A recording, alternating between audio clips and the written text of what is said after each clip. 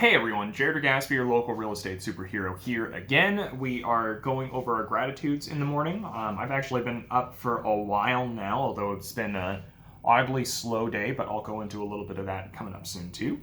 But yeah, wanted to just go over, 5 things that I was grateful for that I kind of wanted to put down. One of which I would have wrote down, but I actually used it yesterday, is the fact that I got to talk to my mom again this morning. So got one of her gratitudes, or at least something that's a gratitude of mine that's based off of a conversation that she and I had. But yeah, let's go over just some of the things that we're grateful for. So number one, I put where I've come from.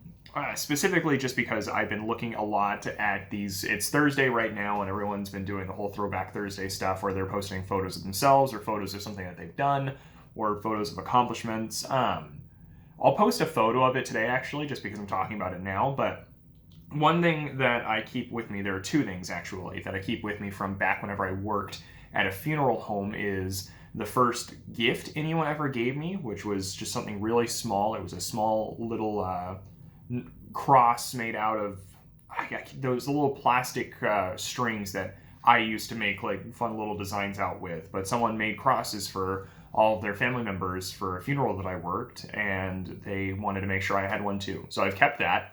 The other one that I've kept is the first thank you note that I ever got from a family. It was about 7 months into maybe 9 months in of me working at a funeral home, and it was the first time that I was ever put in a situation where it was very unique and very weird, and I didn't really have anyone there that was able to hold my hand through a lot of it, and it was with a very emotional, very weird situation that I won't go into too much detail with.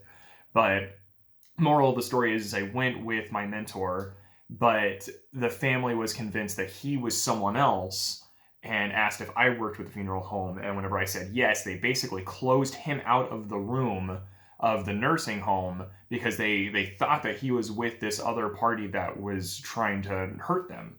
And again, not going to go into a whole lot of detail on what or how or why, but that's why I didn't have anyone there with me during all of that, was because they were convinced that he wasn't part of the company I was working with. And so they almost legitimately just locked him out of the door. But the point is I'm in there helping these people by myself. And, I've always been, not always, I try my best to be as empathetic as I can. And I try my best to be able to find ways that I can help. And I also tried my best to find ways to not, lie about what I'm good at or what I'm bad at or what I'm capable of doing. And so it was a very real kind of situation where I didn't tell them like, oh, I'm brand new, I don't know what I'm doing. But I did have moments where there were things that they were wanting where it was like, you know what, I don't know how to help with that off the top of my head, but I absolutely know how to find out. And so let's do that, because you guys don't deserve to be stressed out in this way or that way. And you guys have, your priorities in check, and that's good. And you need to focus on your mom. And I understand that. And so you do that, let me take care of this, or let me find these answers, or let me handle this issue. And it was really nice. And ultimately, once I got out of the room, my mentor was able to start helping, where I was like, okay, these are the things that they wanted done.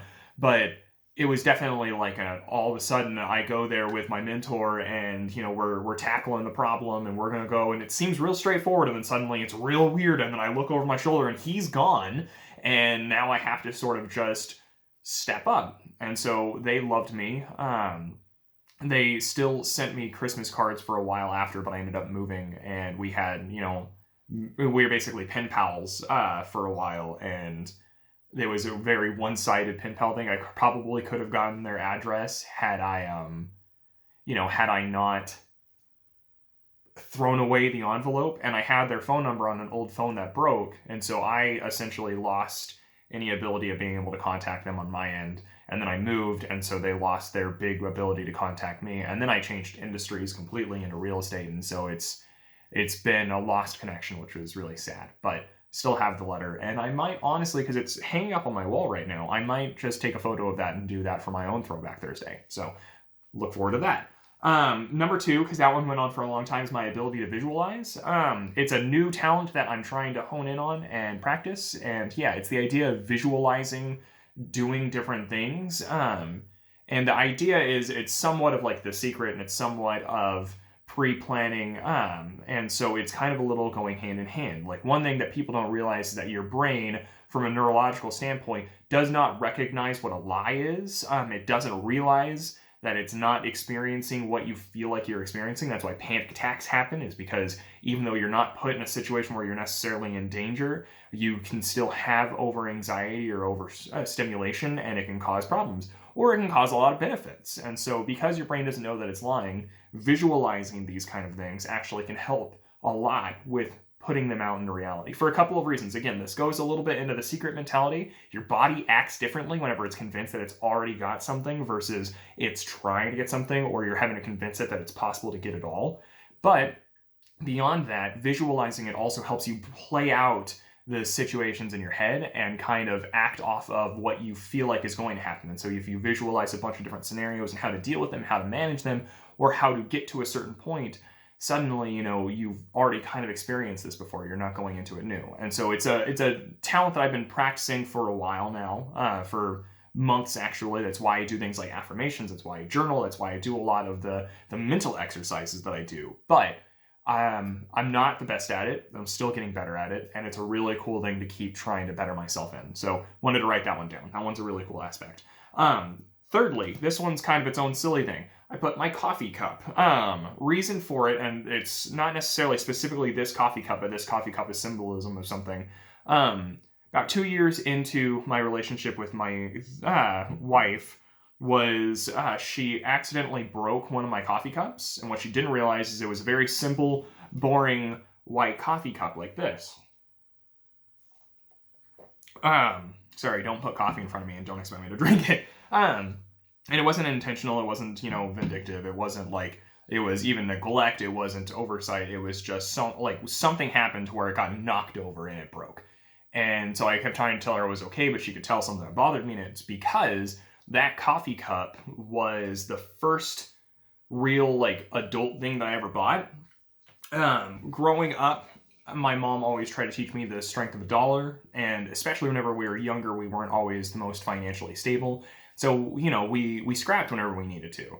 And so whenever I got older and our financial situation started getting better and better, I still tried not to take a whole lot of that for granted, or take a lot of it at all. And so if it was a matter of my mom being able to buy me a $5 coffee cup and me being able to buy me a 50-cent coffee cup, I'm going to buy the 50-cent coffee cup because then it's mine. And so by the time that, I was out of high school and everything, I bought most of my clothes, I was already working, and it was kind of its own thing. But the coffee cup was the first thing that I ever bought that was just mine. And it was from the dollar store. It was like on a 50-cent deal. So I got a 50-cent plain white coffee cup. And for whatever reason, that always kind of mattered to me. And so when it broke, it was kind of sad, because it was like, shit, that was the first thing that I ever bought that was, symbolism of my growth, which is kind of ironic because that's what number one was like where I've come from. But it was kind of sad, and I told her not to worry about it because ultimately it is just a coffee cup. And so she surprised me with what is almost a replica of the coffee cup that had broken. And so now it's kind of like a fun reminder of where I came from, but also where I'm at, and paints a little bit of a picture on where I'm going. So I don't know, I like it a lot. This has now become my favorite coffee cup for more reasons than the last one, which makes it even more fun. So yeah, I put down my coffee cup. It was the only one that I had available to me today. So it was more coincidence than anything, but then I realized it and it made me happy. So haha. All right, number four. Number four for the things that we're grateful for is I put down Taco Bell. This is the conversation I had with my mom. I love Taco Bell. The reason why we were talking about Taco Bell is because Taco Bell recently apparently took away a list of different things that they make. And Taco Bell has a really bad habit of doing that. They took away my double-decker taco. They replaced it with their double-stack tacos, which were amazing, and then they took those away. And so it's just Taco Bell. I love you. I love you so much. You have no idea. People realize that I have an unhealthy fascination with you, Taco Bell, and yet you hurt me so. And so I figured if I put this down as a gratitude, maybe Taco Bell, from one odd, fascinating way, will hear this and then just go, maybe we should put back the double-decker taco. Apparently they took away the beefy 5-layer burrito, which was not the best, but it was one of the most affordable foods there that had so much going on with it. Like Taco Bell, we love you. You are not the healthiest in the world, but that doesn't matter. So please bring back the delicious foods that you get us addicted to, and then you just cut us off like you're a mean Coke dealer. That's a weird thing to say. I love Taco Bell, and so maybe Taco Bell will stop trying to pull shenanigans if enough people say, hey, I love you, please stop being mean to me. So that's number 4. Number 5, and this is kind of what I touched on a little bit at the beginning of the day. It's a very slow day for me today. I have appointments. I usually have at least one in-person appointment each day, and then I usually have a bunch of pre-planned either phone calls now or Zoom appointments, just depending on what the situation is because of the quarantine and everything going on with social distancing. But I don't have any of those today. And the reason why I put that down as a really good thing is because I actually like slow days because I crank out a lot of work on slow days. And the only big difference is, I find people to talk to instead of having people already set up to talk to. Burping, sorry.